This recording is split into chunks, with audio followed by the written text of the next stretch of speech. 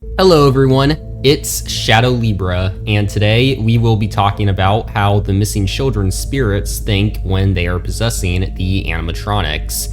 The answer is a lot more complex than you might think.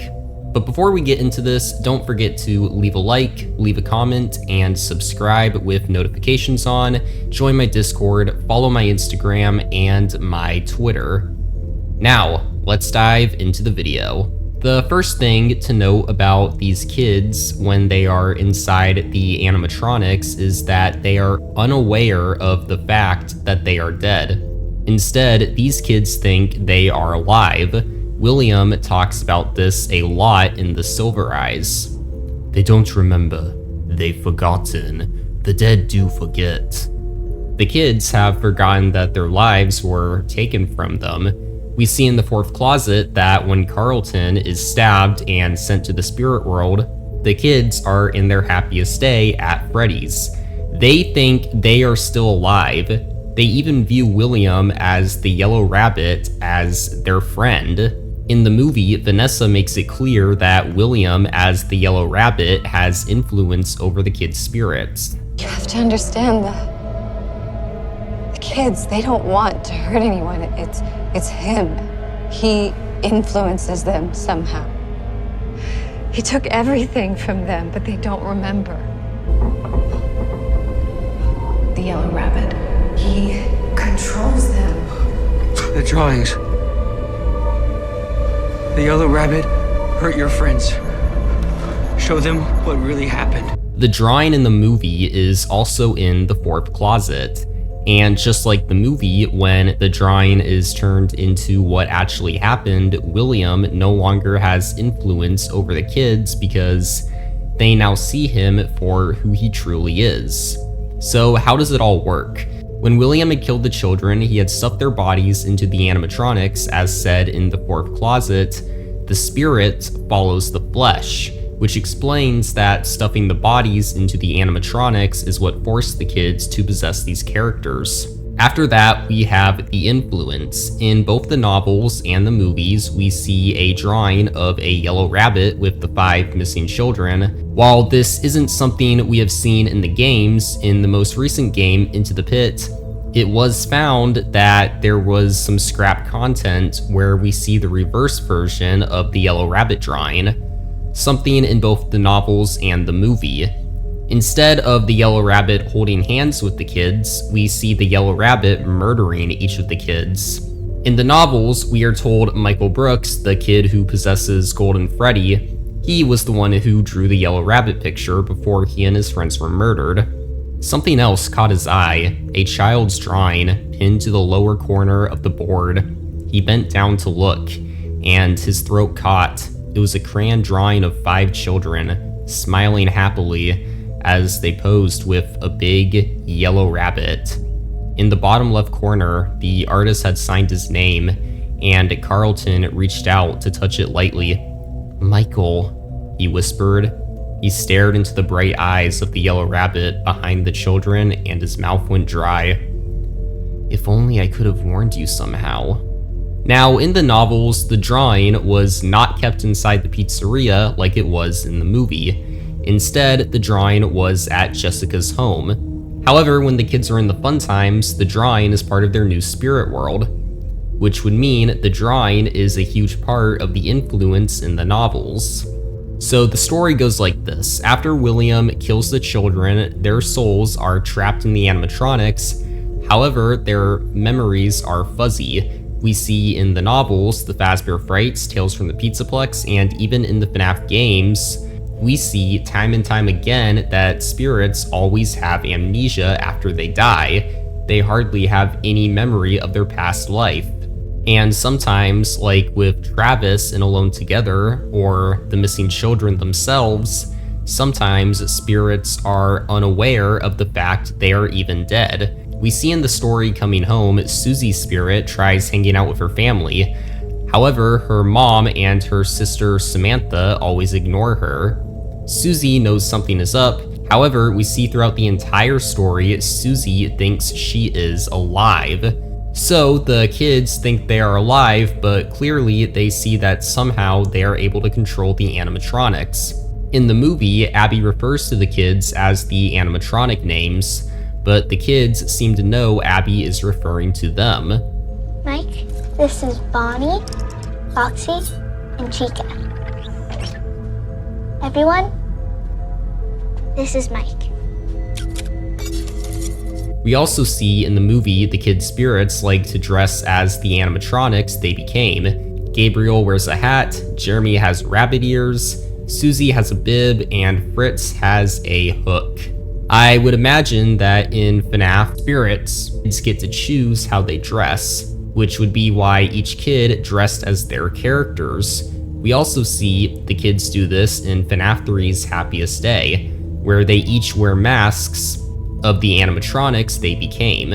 So while the kids are trying to understand their new reality in controlling the animatronics, they see the yellow rabbit drawing, and one thing officially becomes clear to them.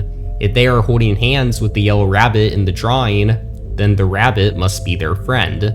However, William needs the yellow rabbit suit in order for this to work on the children. William in the Silver Eyes shows great confidence that the spirits will not hurt him, only because William has the Spring Bonnie mask on. William says, "No, I am quite confident that I will survive, because I am one of them." We see in the movie the animatronics attack Mike. They attack Abby, but when William shows up in his Spring Bonnie suit, he's safe. The animatronics even listen to his commands. Wake up, children! I have something for you to play with! The yellow rabbit suit makes the children think that William is their friend. William has made himself the children's leader. However, William needs the suit in order for his influence to work. Because there is one point in the Silver Eyes where William is not wearing the suit at all, and he gets attacked by Bonnie. Suddenly, the room was lit with an ethereal blue.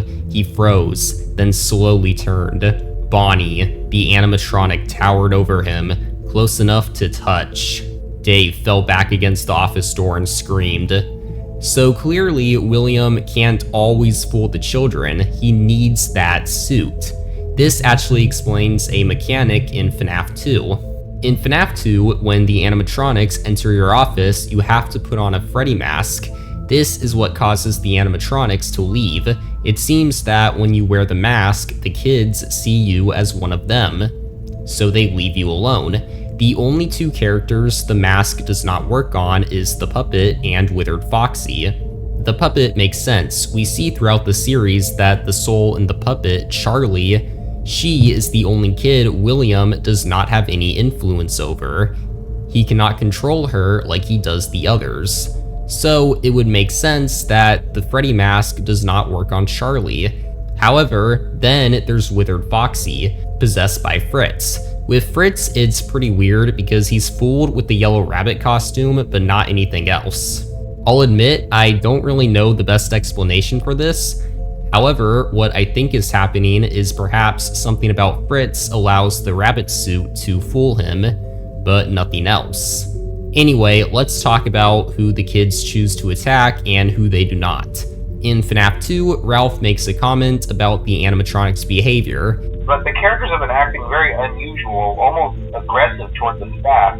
They interact with the kids just fine, but when they encounter an adult, they just stare. They interact with kids, no problem, but stare at adults. And they seem to not be fond of the staff either. This is explained in the Silver Eyes. William explains the kids do not trust adults. All they know is that you are here, trying to take away their happiest day. You are intruders. You are grown-ups. The kids attack adults specifically. They were hurt by an adult and they're in a confused state of mind, convinced that adults are evil, that adults are out to get them. This is why they attack the security guards. They don't know the guards' intentions. They think the guards are here to hurt them. However, there seems to be some exceptions. In Coming Home, Susie never attacks her mom. She is still trusting of her mother. Family members seem to be safe if one of the spirits know them. In the Silver Eyes, Freddy, Bonnie, Chica, and Foxy attack the main characters. However, they eventually stop because of Golden Freddy. Charlie, John, Jessica, Carlton, Lamar, and Marla were friends with Michael, the spirit of Golden Freddy. The 4 animatronics were surrounding our protagonists, ready to kill them until Michael? The sounds they heard grew warm, an unspoken confirmation, and together they approached the Golden Bear. Marla brushed past Brown Freddy as if he were not there, and Charlie turned her back to Foxy, unafraid. There was only one thought in her mind. Michael, it's you. Michael was friends with everyone, and because of this, he told the other kids, spirits, that Charlie and her friends are not enemies. They were not here to hurt any of them. Before that went down, Foxy had taken Marla's younger brother, Jason. However, before, they all thought Jason was in danger. They had a realization after the animatronics had stopped attacking. Foxy wasn't attacking Jason, Marla gasped. Foxy was trying to protect him. Foxy had taken Jason because he saw Marla and everyone else as threats. He was scared that they were going to try to not only hurt the spirits, but Foxy also assumed they would hurt Jason. When Jason woke up in Pirate's Cove after being taken, Foxy didn't do anything to him. He was actually guarding Jason, making sure no one came in. In the movie, the kids have a friendship with Abby. This is likely due to Abby being Garrett's sister, who we are told his spirit is friends with the other kids. Abby has a lot of trust in her older brother, Mike. She has drawn a lot of pictures of herself with him, and she even happily introduces the spirits to Mike. The spirits don't ever attack Mike in this movie until night 5, which was only because Abby got upset at him and scribbled him out of her drawings, which was why there was a sudden shift of the spirits building table forts with Mike one night, then the next night they are trying to murder him. The animatronics only attack adults, never kids. However, there are exceptions with family members.